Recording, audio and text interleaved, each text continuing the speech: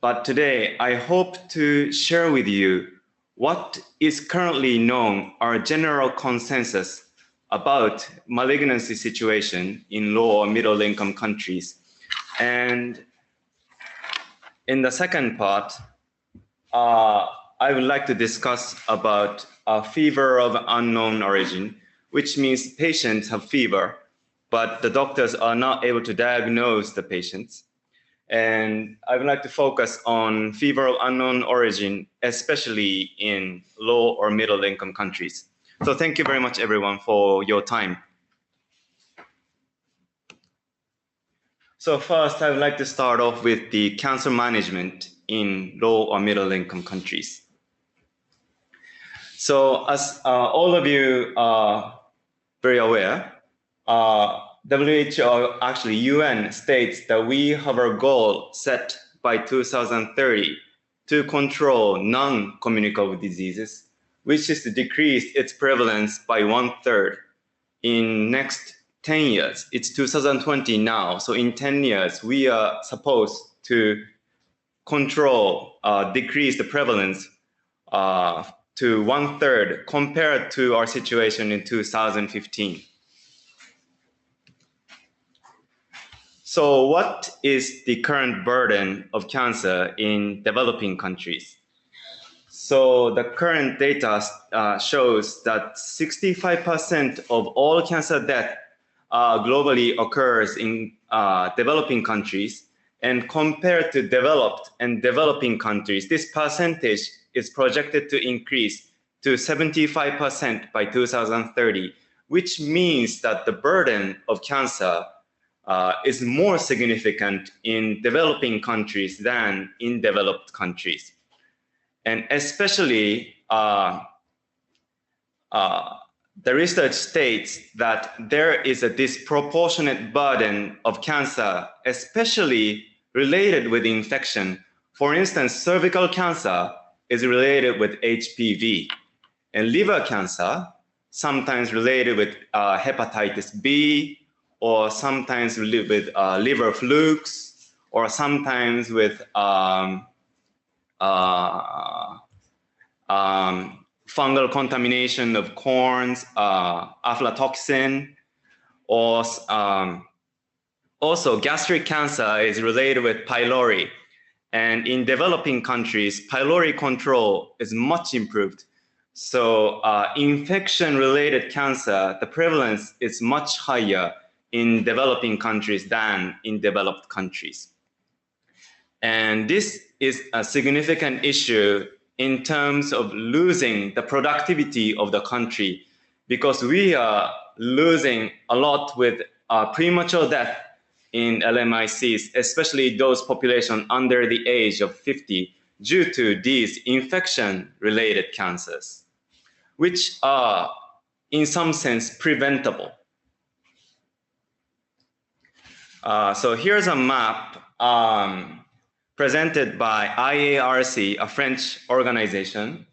And this shows that the infection-related cancer, its prevalence is very high along the tropical regions. And if you see developed countries, the prevalence is much lower compared to tropical areas. So the burden of infection-related cancer is much heavier in developing countries than in developed countries.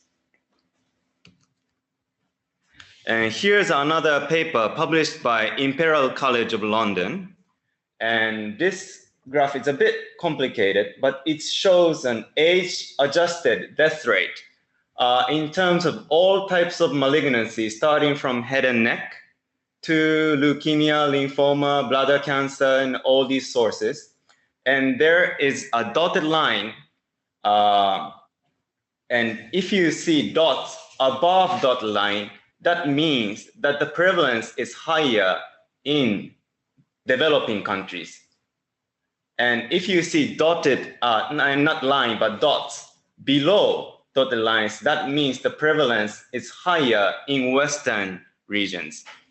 And I put some arrows there to show that stomach, liver, and cervix cancers, which are infection-related cancers, especially higher even after age adjustment. The prevalence is higher in tropical regions, which in other words is developing country. And in case of leukemia and lymphoma, which are blood cancer disease, the age-adjusted death rate doesn't change so much between LMICs and high-income countries. So what are the issues in terms of cancer screening? So in order to treat cancer effectively, we are supposed to diagnose cancer at an early stage when it's treatable. So importance of screening is, we do not need to emphasize on its importance, but there are some issues with screening too. For instance, when proper treatment cannot follow after screening, then it will just leave patients with psychological damage. Because even if the cancer patients know what their disease status is, if proper treatment and palliative care cannot follow the diagnosis, then the diagnosis itself does not have any meaning. So there are psychological issues and also financial consequences. Maybe frequently used word is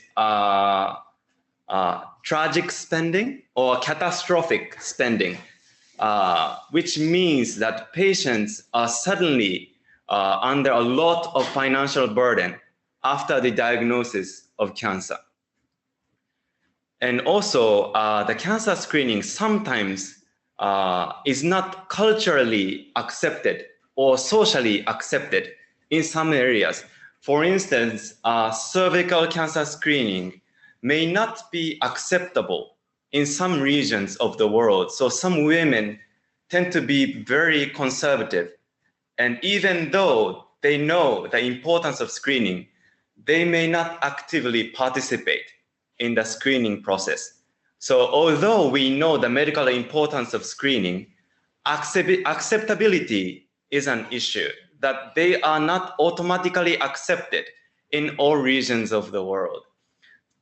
So availability and accessibility, financial and geographical accessibility are very important factors, but acceptability is also very important in terms of screening. And also sometimes in poor areas, they still have this wrong ideas that once they are diagnosed with cancer, it's automatically untreatable. So they'd rather be not diagnosed because they know that they will just die after the diagnosis. So they hesitate to go to medical facilities. That is still some popular ideas that in some poor countries that they share. So how about treatment? So chemotherapy availability and radiotherapy availability are comparatively low in LMICs compared to high-income countries, as you all probably already predict. And so, and also literacy is another important factor which leads to lower effective treatment.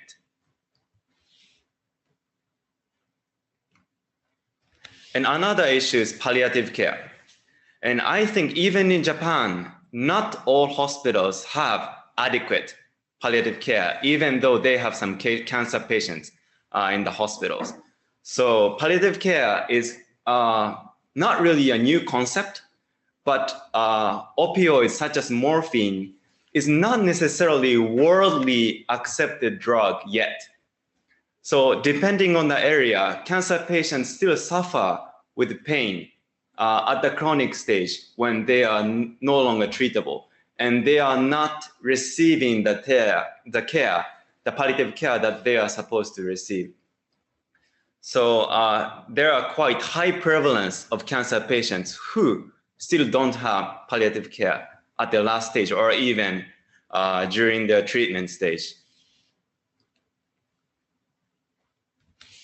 And these all factors, screening, diagnosis, treatment, and palliative care, these are 4 important building blocks in the treatment process of cancer. And this all comes to the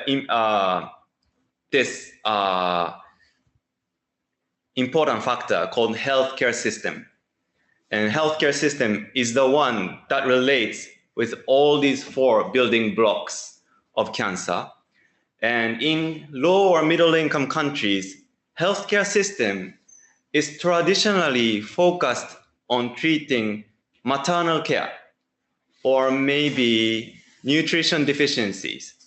So their focus of healthcare system is still at infection or maybe maternal care. So they gradually have to shift little by little so that their focus also includes non-communicable diseases. So their health expenditure is quite few in terms of malignancy control. And also, like I said before, there is a catastrophic spending, an issue of catastrophic spending that every cancer patient have to deal with because of lack of insurance or any social services that can support cancer patients. And there's another issue of cancer registry, which means that in low or middle income countries, we have practically no data of cancer patients. So we don't know how many cancer patients there are and how many are getting treatment and how many are surviving and how many people are dying. We have no such specific data as a country as a whole. So this is a data published by a Professor Coleman who came to visit Nagasaki a few years ago for the startup of TMGH. And he is the one who runs a national, global cancer registry, which covers about 60% of world population and covers about 80 countries. So this shows that countries in green is a country where the cancer registry exists. And countries in white is countries where no effective cancer registry still exists in the country. So along the tropical areas, there are lots of countries who have no cancer registries, which means that we have no enough data to allocate effective funding for cancer because we don't know how many patients there are. So like I said before, healthcare transition is a very important factor. And this graph is actually taken from Japan. It's not taken from LMICs. But I think that as LMICs turn gradually to high-income countries in their progress, they will gradually go from phase 1, phase 2, phase 3, phase 4, and phase 5, where infections gradually go down and non-communicable diseases gradually go up. In Japan, we are.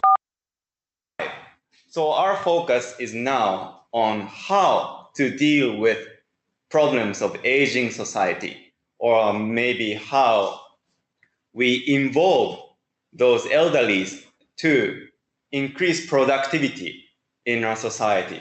But probably in LMICs, they are maybe at phase 3, where the infection rate is gradually go down and non-communicable diseases are slowly increasing. But maybe in the next 20 years or 30 years, they will probably reach our stage and they will face a similar problem like us.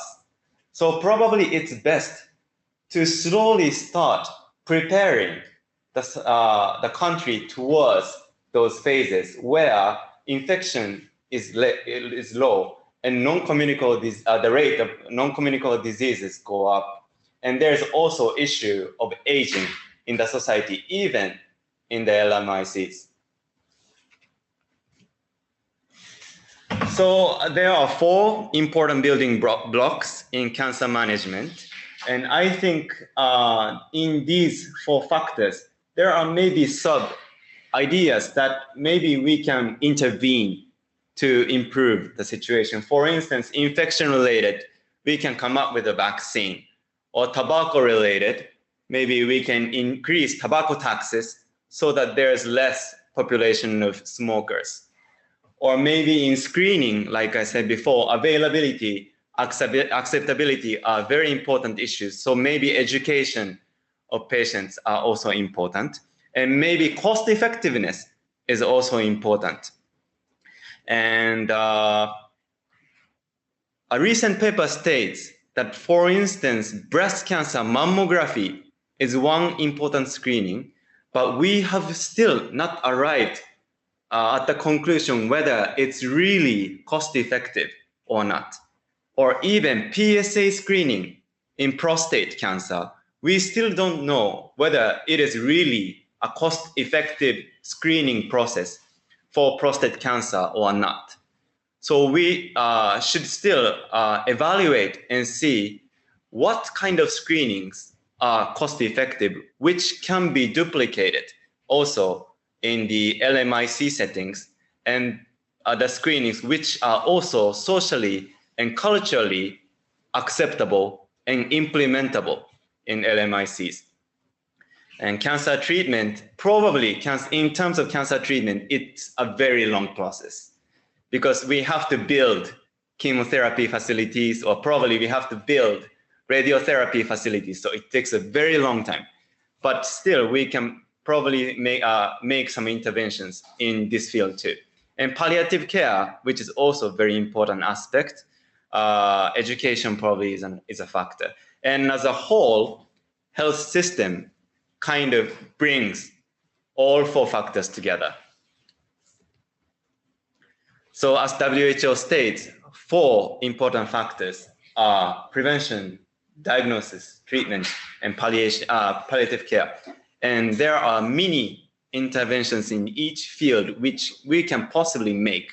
And also, in order to do that, as a fundamental, we have to prepare for health transition of healthcare system in LMICs so that we can intervene into these factors at the same time, rather than making intervention individually in each factor.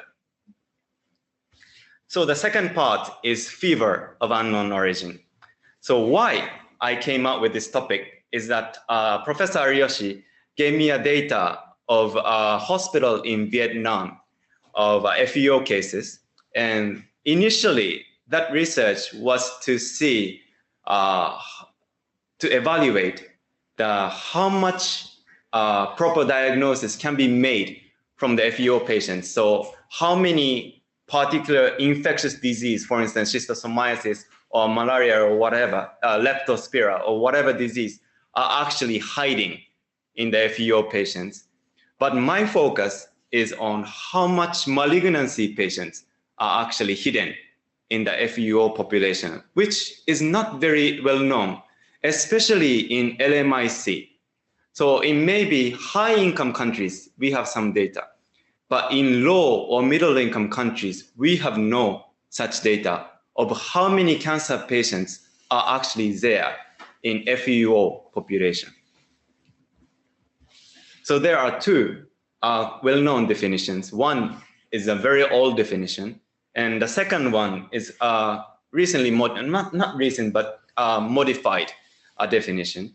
And the reason why the definition of fever of unknown origin, FEO, was modified was that we no longer focus on hospitalization. We also treat patients in outpatient settings. So in the first definition, it said that 1 week hospitalization is necessary. But in the new definition, also outpatient care is included in the definition. So this is a series of case studies, and this data is there. I got it from UpToDate FEO, and ones on the left are old data, and ones on the right are quite recent data. And the most, I think, recent one with big data is systematic review, published in 2019, last year, which includes 3,000 patients, which also covers countries from low or middle income countries. And as you can see, the prevalence of cancer is maybe about between 10 to 20% in FUO population. So what is our current trend in terms of FUO is that infection and malignancy are decreasing year by year, and collagen disease and no diagnosis disease are increasing as we get more recent. And the reason why we see this trend is that with new modalities, for instance, echo, ultrasonography, or maybe CAT scan, we can diagnose solid cancers more frequently. And also infection, we can sometimes use PCR, so we have new techniques to diagnose infection and cancer. That is why the prevalence, actually the percentage of infection and malignancy are decreasing year by year. However, collagen and those diseases that arrive at no diagnosis at the end, still the prevalence is going up. So what are infectious diseases among FUO? TB is number one. So how about cancer? We can know from this data that quite a lot of cases are blood cancers.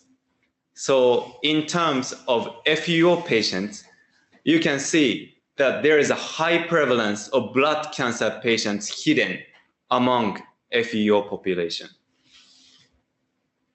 Because usually solid tumors don't cause fever, or maybe they can be diagnosed by modalities such as CAT scan, or maybe PET.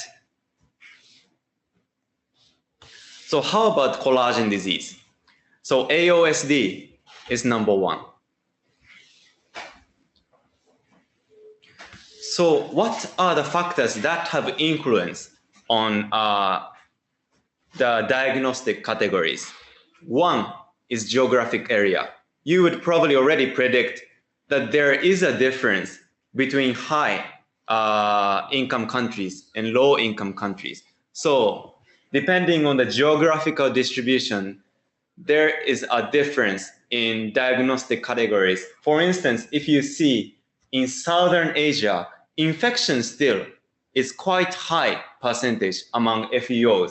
But if you look at Europe, infection rate prevalence is quite low, but no diagnosis and collagen disease are actually high. Probably because their medical system is more improved and progressed so that they can diagnose infection rapidly or correctly compared to Southern Asia countries. So income is also another factor that have an influence on FUO.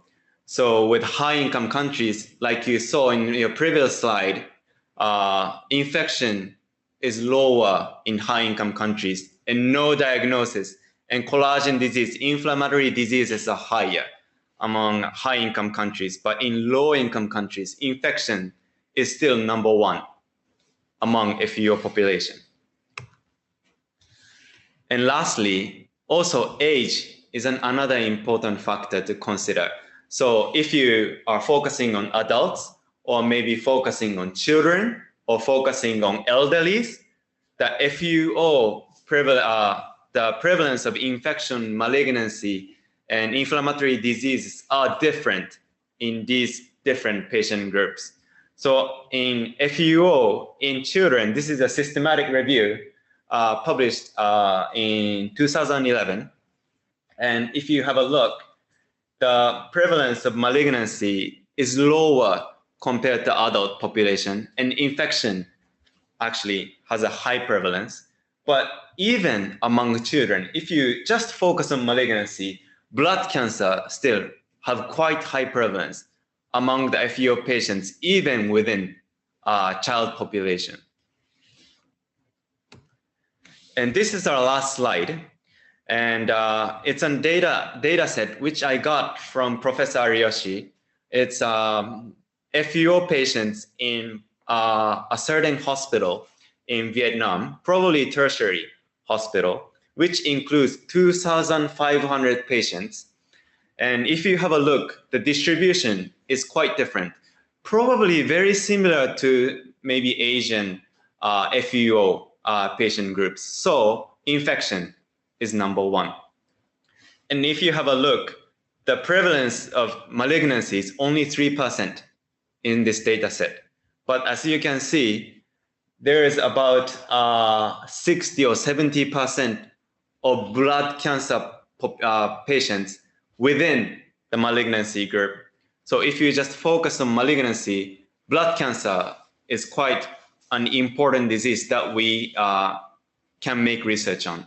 And another important factor is that research from, I think, Belgium, they did a patient study on 200 patients with FEO, and they found out that if patients do not arrive at the diagnosis, so no diagnosis at the end, even though they go an outpatient and they do long follow-up, those patients don't die. So the prognosis of no diagnosis patients are actually really good in high income countries. However, only exception is blood cancer. So if they have no diagnosis, but later they are found out that they have blood cancer at the end with an autopsy, their prognosis is really bad. So the mortality rate of blood cancer is really high. So that is something that we can make some interventions so that these diseases are properly diagnosed and are treated. So lastly, what are potential research topics that maybe I can do a research on later after doing this journal readings, is that maybe I can focus on determining the characteristics of blood cancer patients among FEOs. So what kind of blood cancer they tend to have? Is it a leukemia, or is it a B-cell lymphoma, or is it a T-cell lymphoma, or is it a multiple myeloma, or what kind of specific leukemia it is, or what kind of blood data, what kind of CAT scan data they tend to have, or what locations they live in, and another one is to determine the prognosis of undiagnosed cases among FEO patients in LMICs. And another one is to do a research on how healthcare transition is already happening in LMICs to deal with non-communicable diseases. And fourth topic is maybe this is a bit too early, but in developed countries, most recent topic that we are having is AYA. So young adolescent cancer patients who are getting the treatment, what are their problems, and what those cancer survivors, what kind of problems they potentially have in their future after they are done with the treatment. So this is a commonly discussed issue in high-income countries, but maybe we can already start thinking about this problem also in LMIC settings. And lastly, I was just curious to find out what kind of treatments are done in terms of highly curable blood cancers. For instance, APL, which can be quite easily be treated with vitamin A, and their cure rate is above 80%. But if they are not treated immediately after the diagnosis, their mortality rate is really high because APL causes bleeding tendency.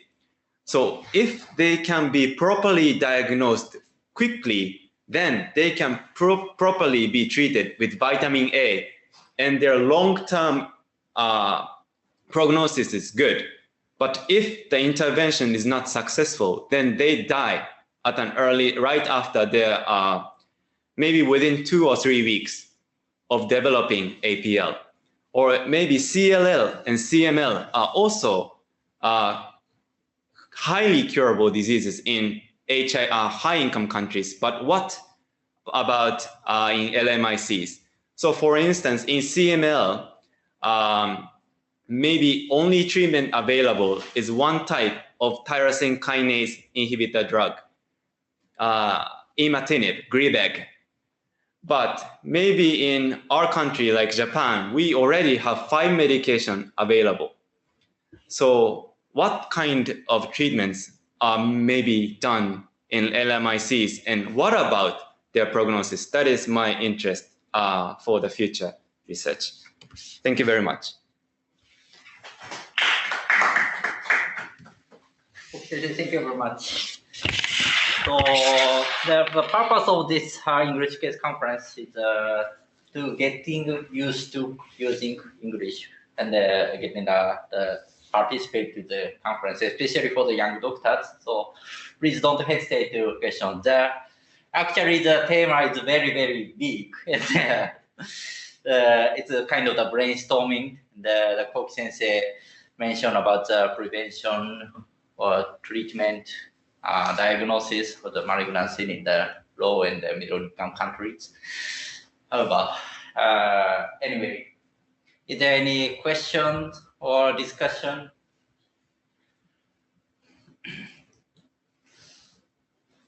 Even if you can ask in Japanese. Excuse me. Yes, Patrick. No, thank you very much, Koki, for the nice presentation. Yeah, so I just want to share some comment and my experience related to malignancy in low and middle income country. So first, I would suggest that maybe it will be interesting to look at a regional approach, because low and middle income country, it's like a huge concept, representing countries on different continents with different exposure, cultural and sociological exposure, that actually will, and different health systems that actually will have different impact on the way you can approach that thing. For example, I can tell you that in some specific region, the burden of malignancy is now considered like a public health problem. For example, in my country, in Congo, we consider that the burden of disease is focused on 2 main components: infectious disease and malignancy. But I'll say that maybe for the last 15 years, we have increased progressively capacity of diagnosis, but unfortunately it only focuses on urban settings. So as you mentioned, there is a problem of availability, but not only because people don't want to be screened, but also because there is a lack of training of healthcare workers. And there is also a lack of diagnosis tool or maybe screening tools. As you mentioned, maybe it should be interesting to look at more specific tools for those settings. So, for example, malignancy in Congo, the burden of malignancy, it kills more people than tuberculosis, AIDS, and malaria. But so far, we don't yet have the actual burden. It's a very interesting problem. I think almost in Africa, if I talk about African settings, there is this raising concern of malignancy, but unfortunately, there's no specific policies. There's no specific, maybe they start doing this, not that much as infectious disease, But also, I think that for a while, and I think Aroshi Sensei mentioned this last week, for a while, a lot of people focus on AIDS, malaria, TB, because they were killing a lot of people. Now that we start seeing a decrease in the mortality linked to those diseases, there is a lot of questions. What else are the other diseases? So that's something that's actually starts raising a lot of interest. Thank you. Thank you very much for your comment, Patrick. Patrick said that the low-income country is not only one, there's various backgrounds, so it's not only one background. So, and also the burden of the malignancy in the low-income country is still low, or maybe most of the cases missed. I'm not sure. Yes. No, I say that the more and more we recognize that the burden of malignancy, if I talk about my country, is actually more important than infectious disease. But yet we don't have the real estimates of the burden. It's clear that malignancy is killing more than TB, malaria, and AIDS, for example. So it's a very interesting topic. In Japanese history, the Koki Sensei already presented one slide that the history of the Japanese. Of course, the 50 years ago, the burden of the tuberculosis is very high. So most of the people have died with tuberculosis. Yes. But after the introduction of the anti-tuberculosis drug like streptomycin from 1950s, the burden of the tuberculosis is decreasing, and then after that, the other diseases, non-communicable diseases, are increasing their burden of the diseases. Maybe the middle and the low-income country also follow this trend. That is a prediction, our prediction. So now the burden of the malignancy is low in the low-middle country, but in the future, maybe it will become important. So that's why from now the Koki Sensei is now interested about the research. But anyone, any other comment?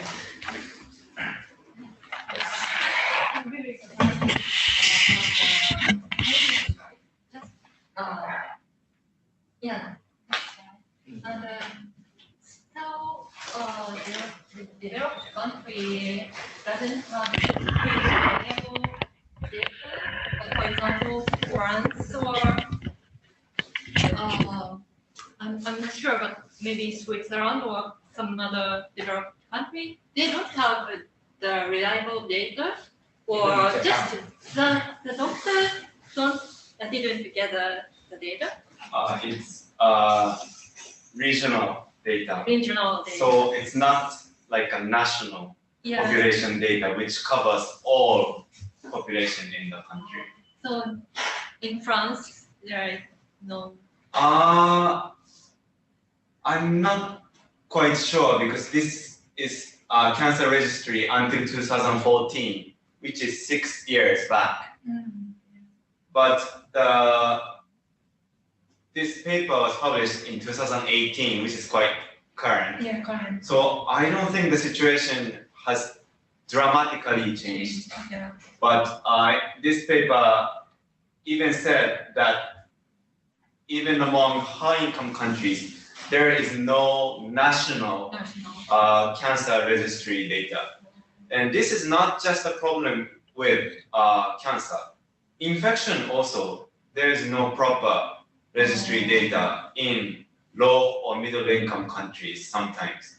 So if probably they can develop a registry for infection or communicable diseases, then they can just apply that system to non-communicable diseases too.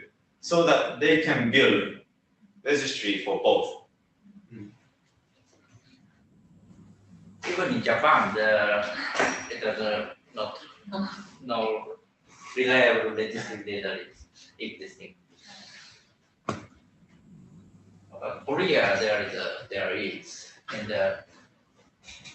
it is surprising the Mongol.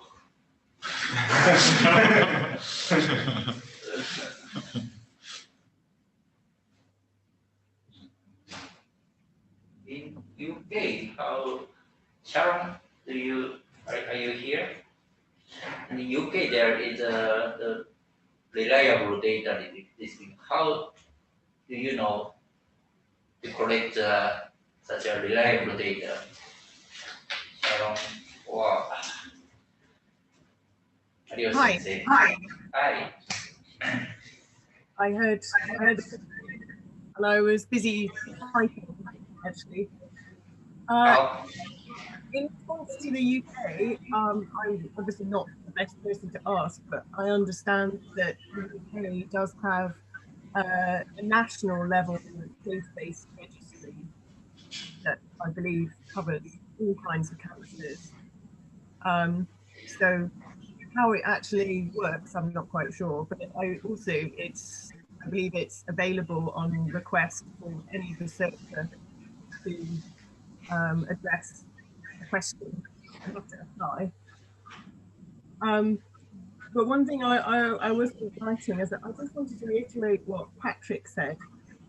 And I think we need to be aware that when we say that the burden or the prevalence of cancers is low middle income countries, I'm not sure that that's true.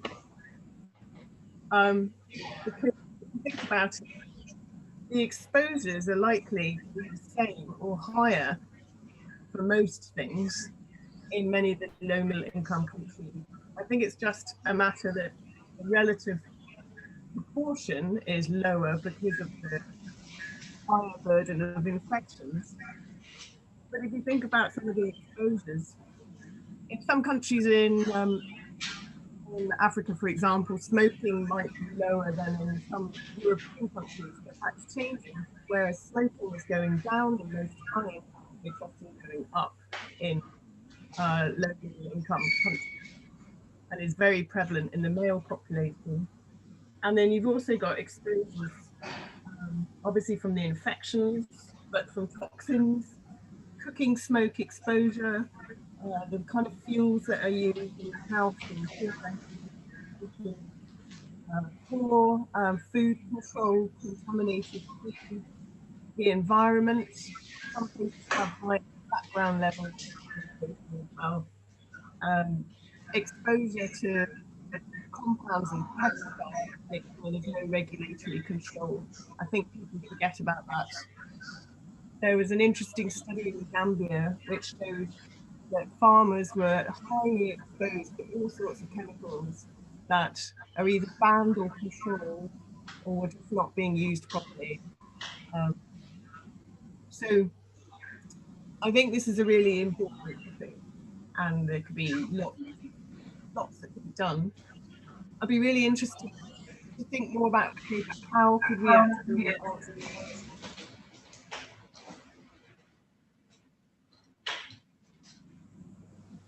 So if anyone else has ideas about how we could interrogate existing data around fever of unknown origin or large cohorts or studies that might exist, that would be really interesting.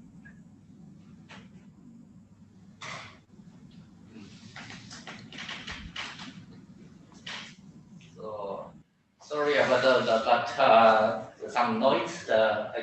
We can't hear half of your comments, but wait. So we were able to hear some parts of your comments, but the internet connection probably was not so good. But we understood that there is a high risk of exposure to carcinogens, cancer-causing chemicals among LMICs. So the prevalence of cancer and cancer burden in LMICs should be quite significant and may not be low. It's just that they are not properly diagnosed.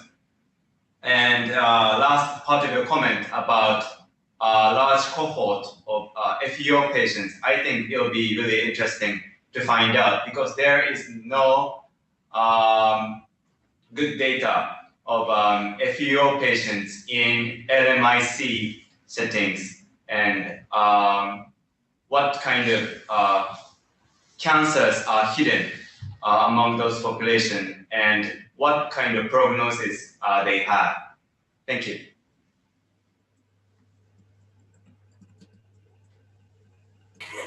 Can I make one comment? Yes. Yeah. One unexpected comment you made comparing cancer burdens in high-income country versus LMICs. You said the hematological cancer is almost the same, like lymphoma, leukemia was almost the same between high-income, low-income country. I don't believe if that is the same. That must be higher in low middle income country. The reason why I believe is that because I believe hematological cancer is one of the most difficult cancers to make diagnosis.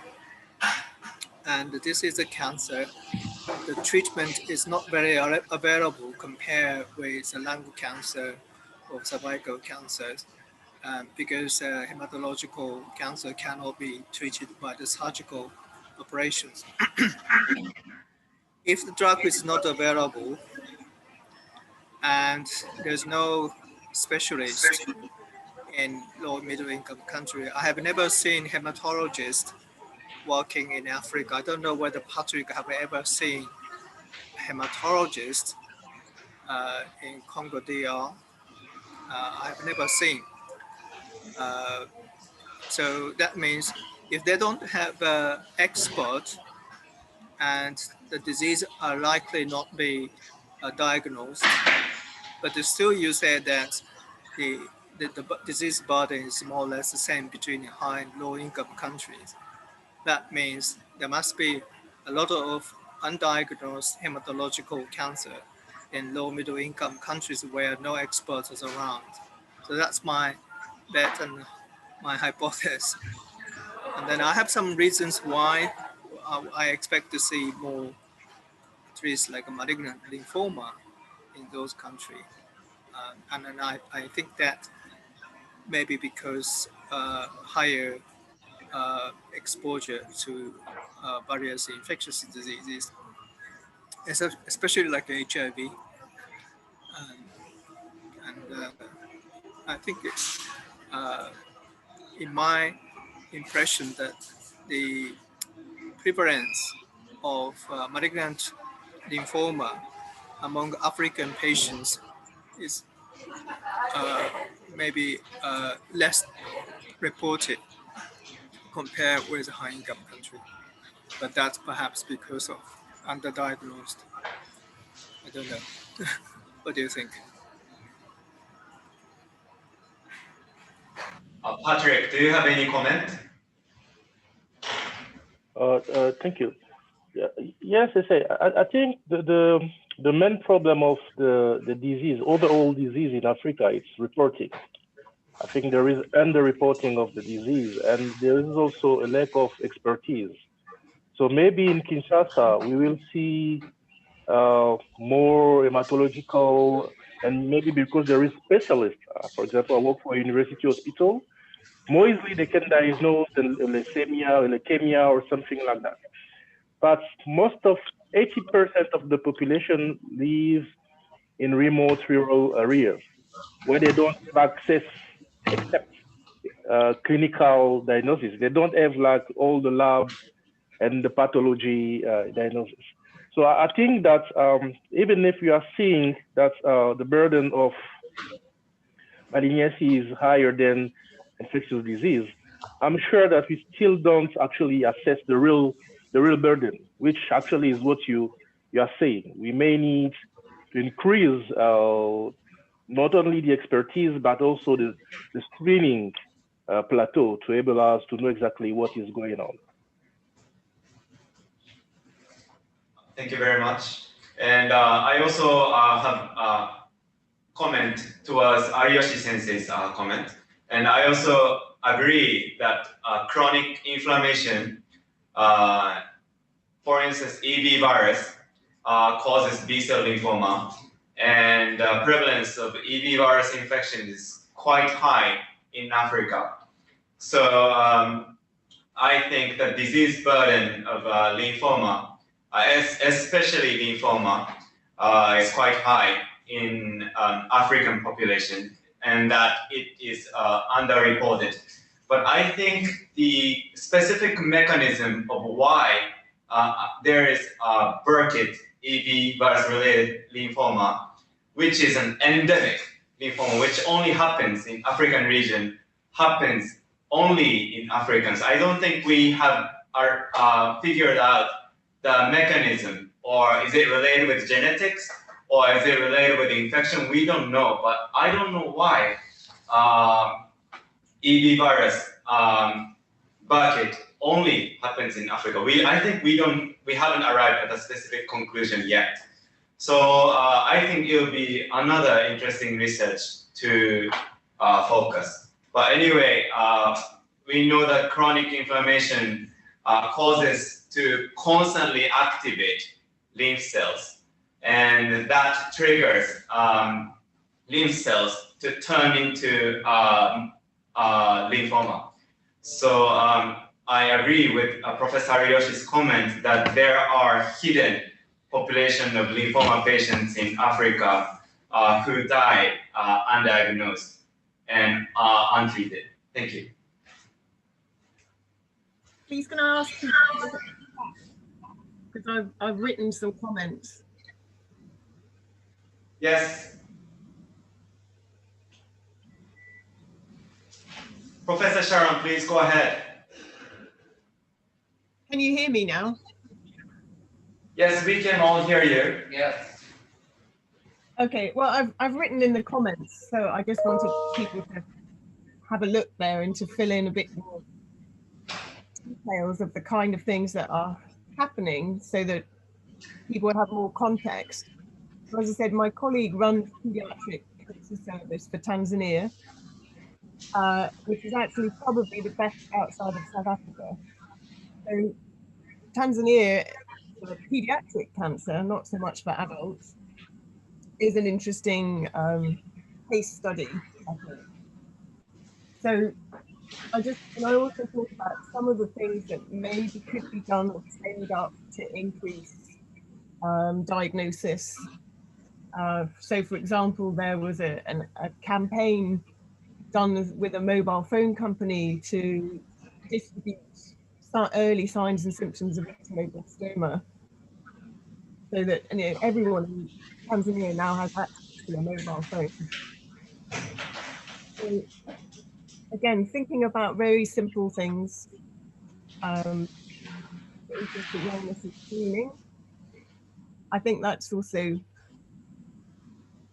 interesting. So the specialist, I wonder if there's any other ideas of something simple that could be done for any of the, I guess particularly we're talking about the hematological cancers.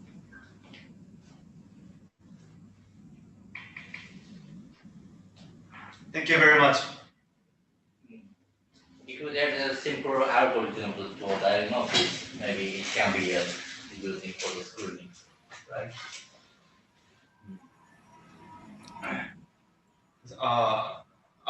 As far as I know, in many hospitals in Africa, lymphoma is diagnosed just with needle cell analysis. So not whole biopsy of lymph node is not done in many of African facilities, just needle biopsy and analysis of cell, and if it looks like a malignant cell, then because Burkitt lymphoma is highly prevalent in Africa, they just diagnose it as Burkitt lymphoma and start the treatment. But I think we can do some research on diagnostic tools too, and see if they are effective and a cost-effective and easy way to diagnose lymphoma patients in resource-limited settings. Well, I was wondering that biomarker, such as like a soluble IL-2 receptor, which is quite commonly used in Japan when we suspect some malignant lymphoma. But it's also difficult to compare with the distinguish from chronic inflammatory maybe infections. But I don't know if in the core case experiences, the range of the real malignant lymphoma shows a range of soluble IL-2 receptors in malignant lymphoma cases is much higher than chronic infections such as like a TB or HIV. Thank you very much, Professor Ariyoshi, for your comment. So about soluble IL-2, it's a commonly measured marker in Japan, but a lot of journals or papers, articles are published only from Japan.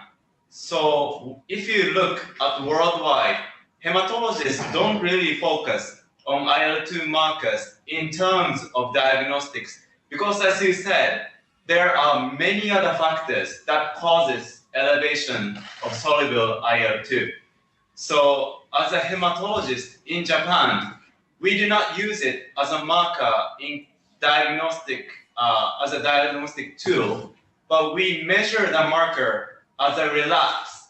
So in outpatient settings, we constantly follow IL-2 marker maybe every 3 months or every half a year. And if we see the elevation of IL-2 marker, then it may be an early sign of relapse, but we do not use it in a step of diagnosing lymphoma patients. And also, I think in the worldwide, they never use a soluble IL-2 in terms of detecting relapse cases too. Those are articles with IL-2 measurement of IL-2 markers are only published from Japanese blood cancer facilities. Thank you.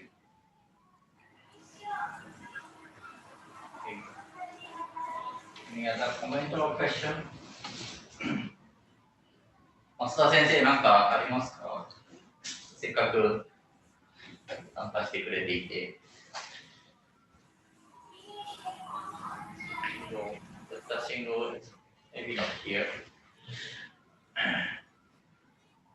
But 先生はさ。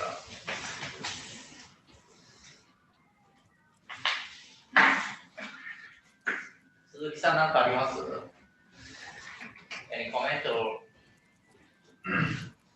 May I ask one more question? Yes. So, I wonder what is the fundamental factors that hematological malignancies are underdiagnosed in middle to low income countries. So how many hematology specialists there are in low to middle income countries? Because if there's, well, I want to simple things.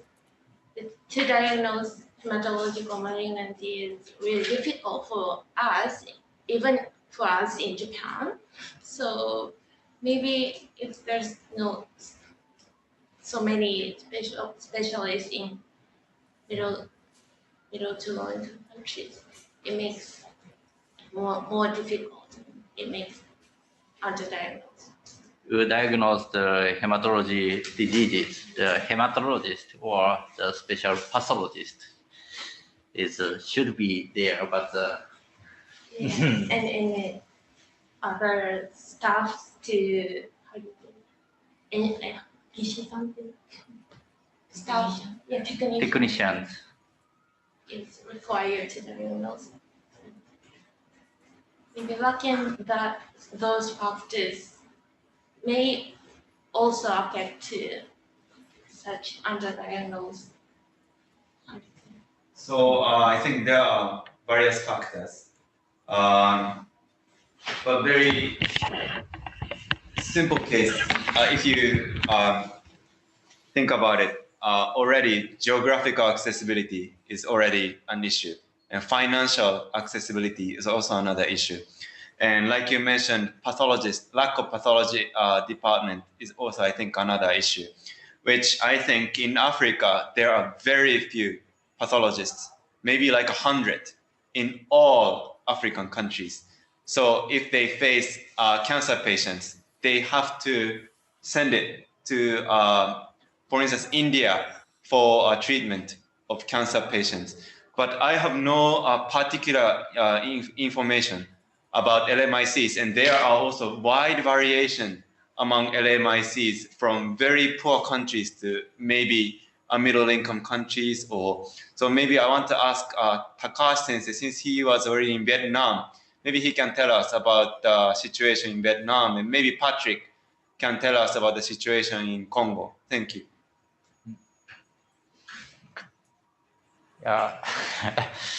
During my stay in Vietnam for 1.5 years, I haven't met any hematologist.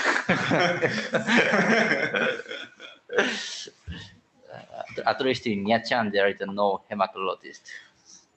But in Nha Trang, in Comfort Hospital, there is at least one pathologist working in the hospital. Pathologist is working. Yeah. So pathologist he is a general pathologist. So any type of the cancer or he know about it. Patrick, do you have any comment about the specialist, especially for the hematologist in the Congo? Yes, I think, as I mentioned earlier in my comments, I think the lack of well-trained personnel is one of the critical issue. I mean, there is hematologists. I won't say that there is more, especially only in Congo, not more than 10. And also they are all concentrated maybe in 2-3 big towns when it's very difficult for people to have access to that. As part of the general training as a GP, you're trained to recognize some of the diagnoses, but it's not enough. For the pathologist, I will say that I don't know more than 20 in my country, actually. I don't know more than 20 pathologists in my country. So, and all over Africa, maybe not 100. I think there's more than 100 pathologists in Africa, but it's not really a common specialty that people are interested in. And even when they do this training, then there is few hospitals on which they can really practice because they don't have all the device, all the plateau, the technical plateau to practice. So it's a real problem. It's very limited hospital. For example, in Kinshasa, if you have a biopsy like that, you need either to send it to University of Kinshasa, or secondly, as you mentioned, there is an Indian hospital that will collect in Kinshasa and ship sample to India. So it's a real problem. Patrick, I met in Tanzania 2 years ago, 2 pathologists working in the Kilimanjaro Christian Medical Center. But then while talking with them, I had the impressions they are not graduated from 6 years of medical school, but they are trained initially at lab technicians and especially trained in pathological technologies by someone, and then they claim themselves as a pathologist. But I felt maybe they are not genuine pathologists as such. Do you think that that kind of the quite senior technicians who used to be lab technicians, but now they call themselves as a pathologist in your country? Even for lab technician working in ID laboratory, we have to sometimes to fight with them because they call themselves MDs. So it's a problem. There is a lot of lab technician trained to help in pathology department and stuff like that. Okay. So even most of the time, what you're saying in my country has been seen with technician trained for anesthesia. They start calling themselves that they are anesthesists. So that's one of the problem. It's a real problem. People not really assuming they use a title that they don't have. So that's. Thank you. From Sharon, there is some comment on chat. Thanks everyone, and well done, Koki, but I have to go now. Let us know if you have any ideas or how we might interrogate some of the potential questions of assessing the burden of the hematological cancer in the LMIC, their role in FOU, or effect of infections on risk. Yeah, Sharon is not here. Yeah, I think this is a nice summary of what Koki presented today. I think it really makes sense. Koki as a hematologist attacking on disease burden of hepatological cancers in resource limited countries, which really perhaps the novel issue, and you can really exploit your own expertise. And also you also pointed out the hematological cancer is one of the most important causes of malignant causes of FUO, and then we have at least a few big data and clinical material from FUO cases from Vietnam. Can you start to think of, we cannot use biological markers, but we have Buffy code. So if there's any molecular markers which can picking up any kind of hematological malignancy, such as leukemia, malignant lymphoma, I think with the new advanced techniques, there might be some molecular techniques to diagnose the hematological cancer. We are seeing that from BACMI, proportion of cancer among this FUO is too small. So that's really suggesting that there are several other hematological cancer might be underdiagnosed. And also because we are infectious disease group, so they're addressing the questions if there's any more interactions between infections and malignant cancer, malignant disease is really another interesting topic. And there are several famous associations, but there might be more infectious disease might be associated with the new cancer diseases. So it is very, very nice summary. And I really appreciate your presentations, and thank you very much. I really enjoyed it. Thank you. Okay. Thank you very much. Any other comment or question? This is Jack from the Philippines. Yes. Yes. I was in the essential medicine department before in WHO, so I'm very interested in this topic, especially treatment.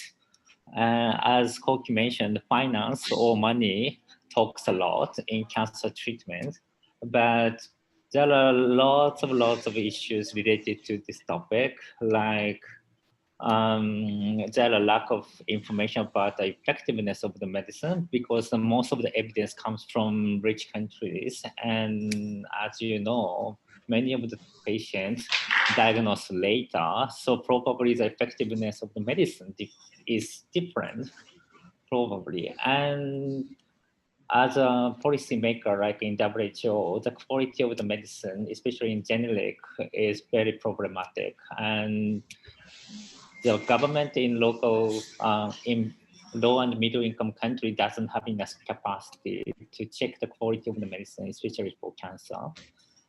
And yeah, that's the comment. Thank you very much. Thank you very much. Even if they diagnose, there no way treatment. So that's what the Koki already mentioned. But thank you. Thanks for comment. Thank you very much, Suzuki-san. And I also think that this is a very interesting topic, especially in terms of blood cancer, because in blood cancer, screening is not really an important issue.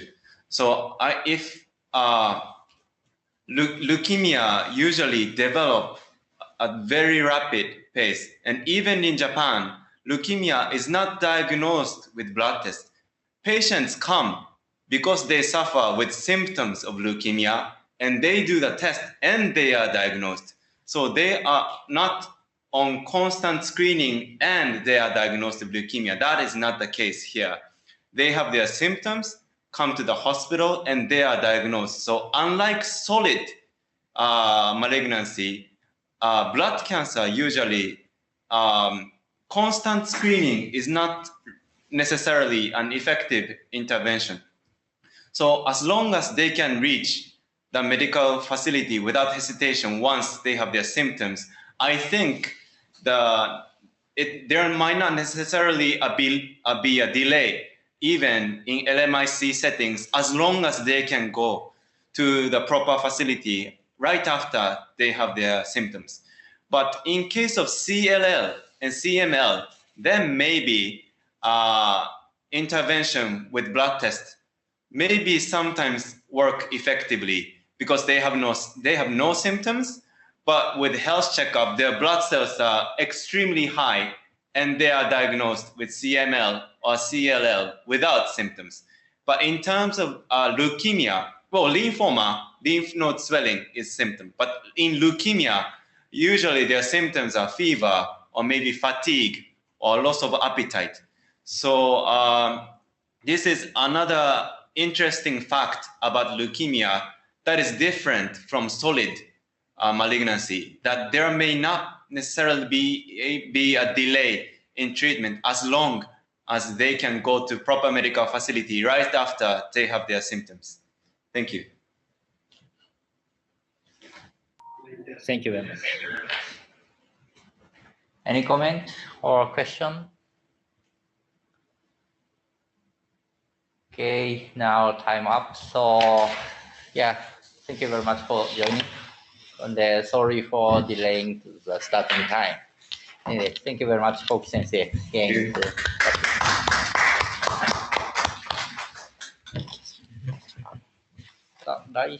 next week, I think, next week is a research meeting, I think. So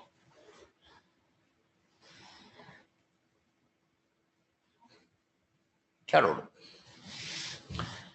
23rd, the Carol will present some study design, not sure. Anyway, let's see next week, Wednesday. Okay. Thank you very much. Thank you very much.